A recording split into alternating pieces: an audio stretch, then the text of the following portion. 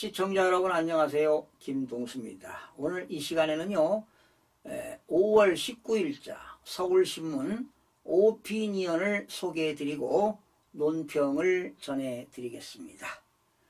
17년 전 지구상의 인구 소멸국 1위로 한국을 지목해 충격을 줬던 인구학 석학이 시간이 흐른 지금에도 똑같은 경고를 다시 내놨다. 섬뜩하다. 심지어 우리나라의 출산율은 첫 경고가 나왔을 때보다 더 떨어졌다. 엊그제 방한 강연을 가진 데이비드 콜먼 영국 옥스퍼드 명예교수는 올 때마다 한국 출산율이 매번 낮아지고 있는 현실이 놀랍다고 했다. 세계적인 인구학 권위자인 콜먼 교수는 2006년 유엔 인구 포럼에서 인구 소멸로 사라지는 최초의 국가가 한국이 될 거라고 전망했다. 그때 우리나라 합계 출산율이 1.13명이었다. 지금은 지난해 기준 합계 출산율이 0.78명이다. 경제협력개발기구 OECD 회원국 가운데 1명대 미만은 우리나라가 유일하다. 콜먼 교수는 이런 추세로 가면 한국은 2750년쯤 사라질 것이라고 대답했다. 주된 원인으로는 가부장제를 지목했다. 가정과 사회에서의 여성 부담이 다른 나라보다 높다 보니 출산 기피 풍조가 더 심각하다는 것이다. 해법도 그래서 한국적인 것과의 이별에서 찾았다. 세계에서 둘째 가라면 서러울 교육열과 업무 강도, 결혼 중심 가족제도 등이 한국의 급속한 경제 발전과 결속을 끌어냈지만 이제는 덜 일하고 혼외 출산에도 마음을 열어야 인구 소멸에 대처할 수 있다는 것이다. 국가 전망 위기에도 비혼, 동거 가구 등을 법적 가족으로 받아들이는데 여전히 머뭇대는 한국 사회가 콜먼 교수의 눈에는 느긋하게 비춰진 듯 싶다.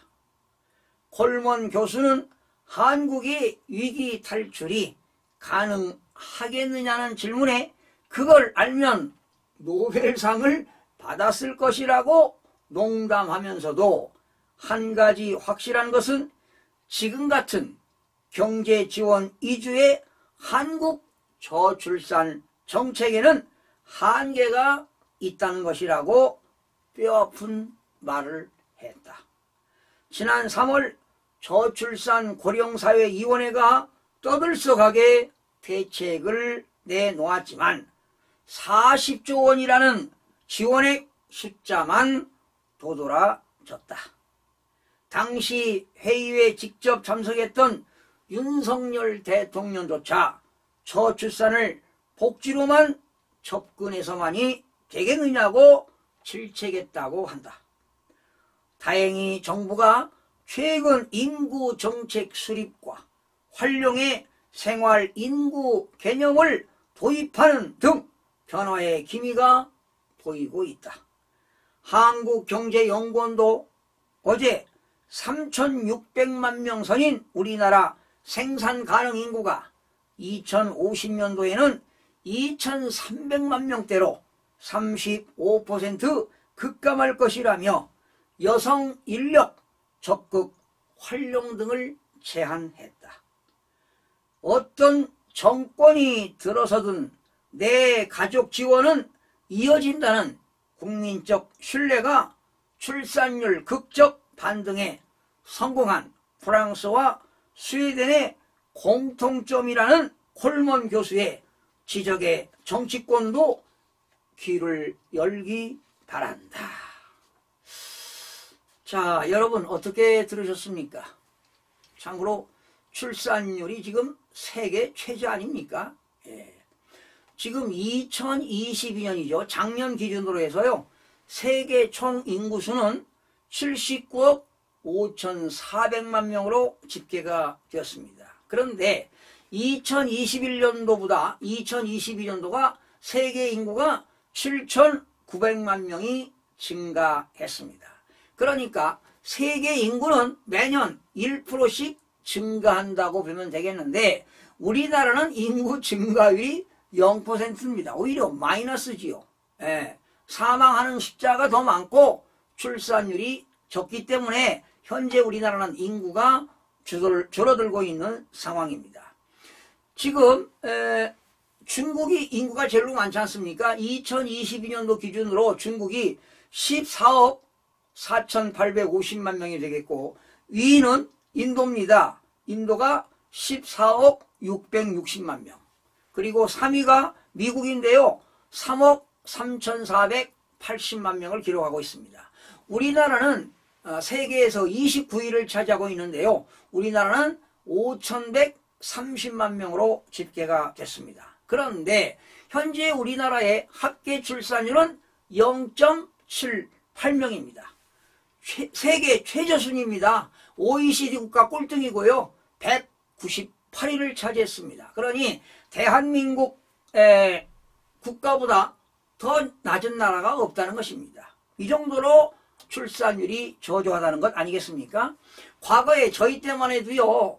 저는 86년도에 첫 아이를 가졌는데요. 그때만 해도 정부가 딸아들 구별하지 말고 하나만 키우자 이런 캠페인이 벌어졌습니다. 예.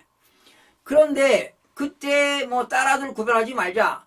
딸 하나만 잘 키워도 말이에요. 잘 키운 딸 하나가 아들 10명 못지 않다. 뭐 이런 캐치프레이스를 걸고 딸아들 구별하지 말고 하나 잘 키우자 이런 캠페인이 벌어지기도 했었죠. 이게 이제 수십 년인데 앞으로 앞날을 예측하지 못하고 뭐 그런 운동이 벌어진 것 아니겠습니까? 지금 현재 우리나라는요. 인구 감소 시대로 진입했습니다. 특히 지방에서는요. 농어촌에서는 애들 울음소리를 들을 수가 없어요. 그러니 지방에는 계속 인구가 감소하니까 훗날에 가면 어떻게 됩니까? 지방이 소멸될 수밖에 없습니다. 그리고 현재 2년 후 2025년도에는요. 만 65세 인구가 20% 이상이 되게 되면 초고령사회에 진입하게 되는 겁니다. 사실은 아이들이 출산학기를 이렇게 저조한 거는 출산율이 저조하기 때문에 인구가 감소하는 거 아니겠습니까? 그러면 인구가 감소되는 원인은 무엇이냐 이런 얘기입니다. 지금 우리나라 뭐 GDP가 뭐 3만 5천 불이 된다 하더라도 또 빈부격차가 너무 심하지 않습니까? 그러니까 어려운 경제 상황으로 대학을 졸업해도 취업하기가 어렵습니다. 또한 취업을 한다 하더라도 고용 불안으로 늘 불안초조한 그런 상황에 살아가고 있습니다.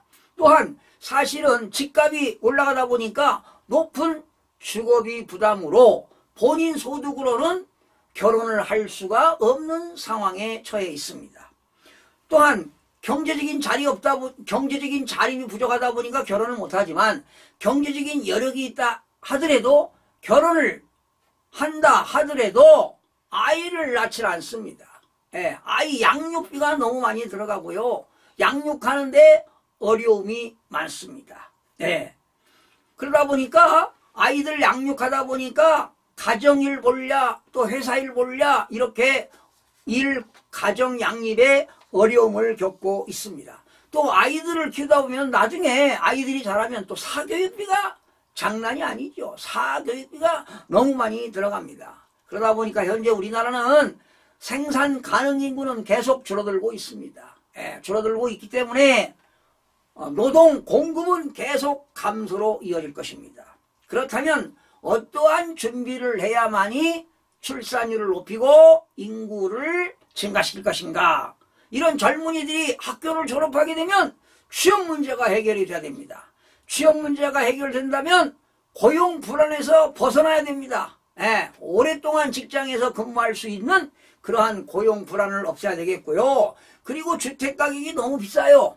전세값도 비쌉니다. 월세도 비쌉니다. 주택 문제를 해결해야만이 결혼을 하게 될 수 있습니다. 또 결혼을 쉽게 한다 하더라도 아이들을 낳으면 그 아이들을 정부가 책임지고 양육하는 시스템이 구축이 되어야만이 애를 낳을 수가 있다는 것입니다. 그리고 여성들은 직장을 다니면서 아이들을 양육하는데 경력 단절을 걱정하지 않는 사회적인 분위기가 조성되어야만이 출산율을 높이지 않을까 이런 생각해 봅니다. 또한 직장을 다니면서 아이들을 육아를 하면서 병행할 수 있는 그런 방법들을 정부가 모색해야 되겠고, 앞으로 아이들이 자라면서 사교육비 부담 문제가 완전히 해결이 된다면 출산율은 높아질 것입니다.